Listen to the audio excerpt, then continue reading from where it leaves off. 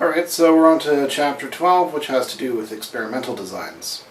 These are considered to be the strongest kind of quantitative research. And there's a couple of features of these experimental designs that make them highly robust. The first that we're going to talk about is something we've talked about a little bit already. That's random assignment. Now let's say that you've collected a sample of 1,000 people. Since you used random selection, you've got a pretty good representation of the population, and therefore, external validity. So whatever you find in your study should be generalizable to the population that you're studying. But as we know, if your findings are junk, then generalizing that junk to the population is not going to be much good. Obviously, we only want to generalize valid results to our population, not just any kind of random junk. Now, with the exception of just purely descriptive kinds of studies like you'd find with Pew Research, X% of the population believes in this thing or that thing. Apart from that, you're going to find some kind of comparison going on with any kind of quantitative study. So a good thing to ask yourself when you're reading these studies is, what's actually being compared here? Usually we can break down the quantitative studies into two types, a comparison between groups, between different groups, or a comparison within groups, so something like at time X and time Y. But the most common form is the between groups comparison. So now we have the question, how do we create groups from our 1,000-person sample? Well, we use random assignment, of course, right? Random assignment is the best way to create balanced or equivalent groups that you can compare. When your groups are balanced, all those annoying extraneous variables that you have to deal with become evenly distributed between both of the groups. Therefore, whatever effect that the extraneous variable has on one group is going to be balanced by the effect of that extraneous variable on the other group. And since the variable has an equal effect on both groups, they cancel each other out. So after you cancel out all of these extraneous variables, then whatever post-treatment difference you see between the groups must be due to your manipulation of the independent variable. Now, random assignment, as we've stated earlier, works on the principles of probability. So you might just want to think about flipping a coin.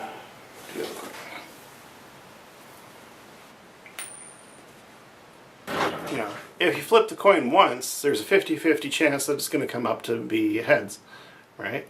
Or tails. But if you flip it twice, then the probability of it coming up heads both times is only 25%. The more you flip the coin, the lower the chances are of getting all heads. So over the course of, let's say, 1,000 flips, it's very unlikely that one side or the other is going to come up, significantly more. Now, it might not be a perfect 500-500 split.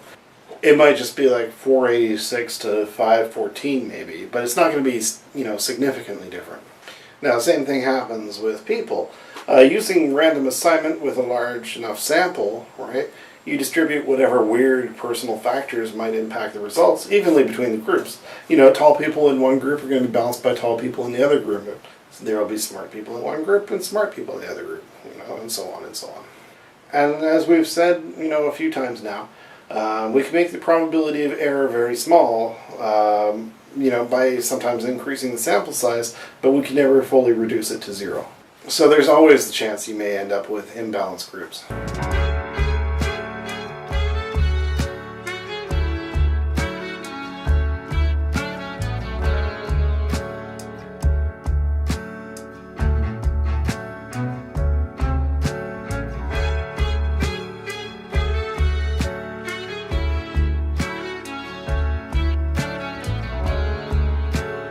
Now, something else they talk about in the textbook is matching. It's another strategy for assigning groups. Sometimes there's this particular variable that's going to be hugely influential in the study, and you want to make sure that the groups are completely equivalent, not just roughly even, and you don't want to leave that up to chance. So in this case, using random assignment may not be enough to ensure that there's an equal distribution. So researchers might decide now to create matched pairs. They'll find a tall person and they'll put them in one group, and then they'll find an equally tall person, put them in the other group, and that way they've got the balance there. Now you might ask yourself, you've got 1,000 participants, do you really want to create 500 matched pairs between them? I wouldn't, man, that's tedious. And it's also usually unnecessary, and it could be counterproductive, actually. Anytime the researcher is actively interfering in a random selection or random assignment process, they run the risk of unintentionally introducing some kind of bias to their results. Because chance is no longer distributing the different factors between the groups. The most appropriate time to use a matching strategy is when you have a small sample. Random assignment usually works best with large numbers of people. Matching might also be useful in situations where random selection was not possible. Or, like I said, when you have like an extremely influential variable that you really need to control.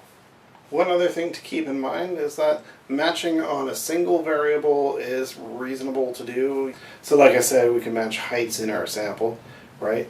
But when you start to try and match groups on more than one variable, it becomes exponentially more complicated.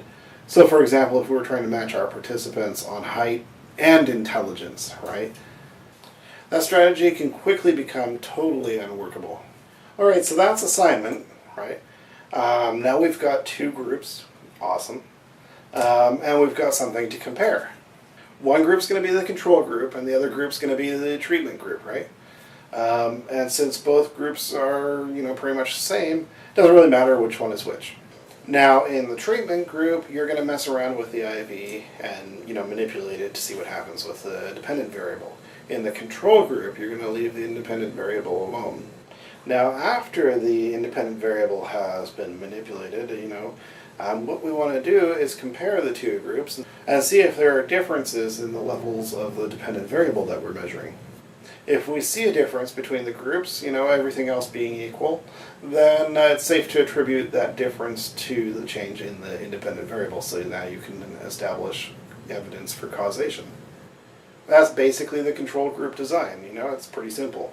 We did something to the independent variable, and we saw changes in the dependent variable. No changes when we left the independent variable alone. Therefore, independent variable and dependent variable are probably related. So earlier we were talking about a pre-test, post-test design, but that does raise sort of an issue. To do or not to do a pre-test. That is the question. Whether it is nobler in the mind to suffer the slings and arrows of outrageous testing, or to take arms against a sea of measurements and in imposing end them.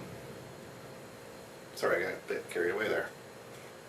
Now the text says that both the pre-test and post-test and the post-test only designs are both very strong when you use a control group, and they are. And I know it sounds counterintuitive not to do a pre-test. I actually argued with my own quantitative research professor back when I was taking this class about it, and lost. But, I did ask the same question, so you probably have. You don't need a pretest in experimental research when you use random assignment. Well, why not? Think about it for a minute. Why do you use random assignment? To create balanced groups? Right! So the groups will be equivalent. So what will a pretest show you? The groups are the same. Exactly. If you already know that before you do the pretest, then what's the point of doing the test at all? Well, as long as we know the groups are equivalent at the outset, we don't care what the pretest scores are. We just want to see if they differ after treatment. But what if they change during treatment? If they change, it's because of some extraneous variable we're not interested in. And if they're equivalent, then the extraneous variable should impact both groups equally, correct? Yeah, but you still want to do a pretest. It just doesn't feel right not to have one. Spoken like a true qualitative researcher. But I assure you, it's unnecessary. In fact, in using a pretest, you can actually introduce testing effects into the study that may distort your results. Really, if you don't need to do a pretest, it's actually better not to do one. Okay. From the back of the field, he said, "Shut up or I'll shoot you. You look so good with a gun, but your hat doesn't suit you."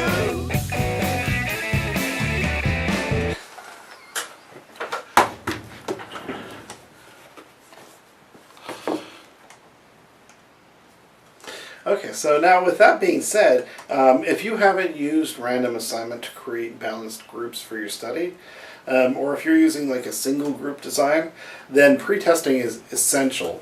It's only with the randomly assigned control group designs that pre-testing is optional.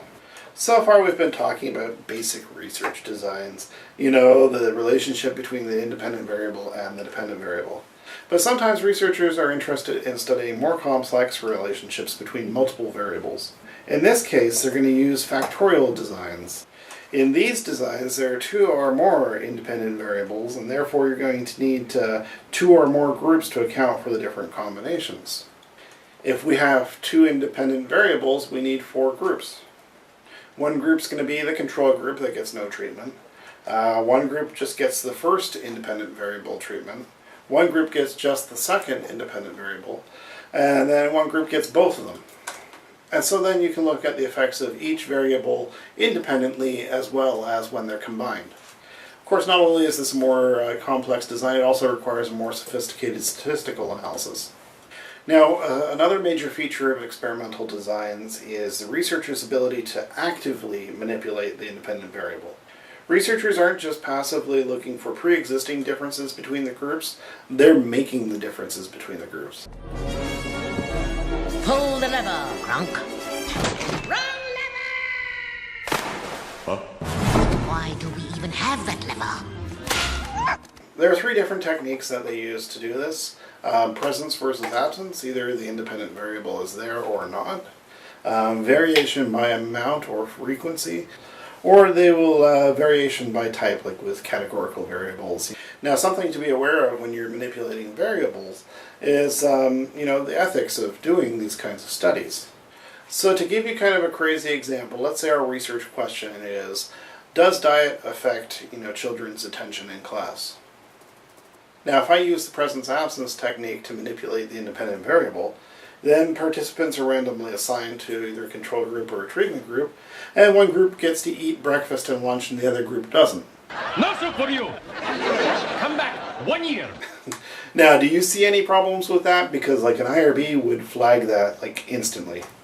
Now, it is possible to study these things and make comparisons, but the researcher can't manipulate the variable actively. However, we do know that there are some children who don't get breakfast or lunch, right?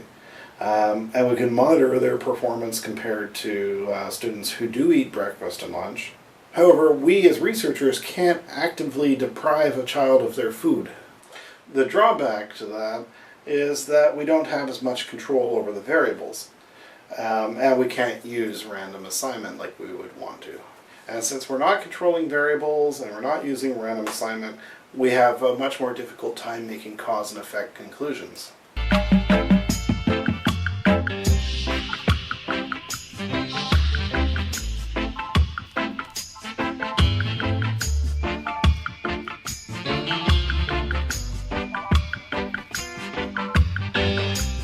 So that's a good segue into the next chapter on quasi-experimental designs, so we'll come back and pick this up next time.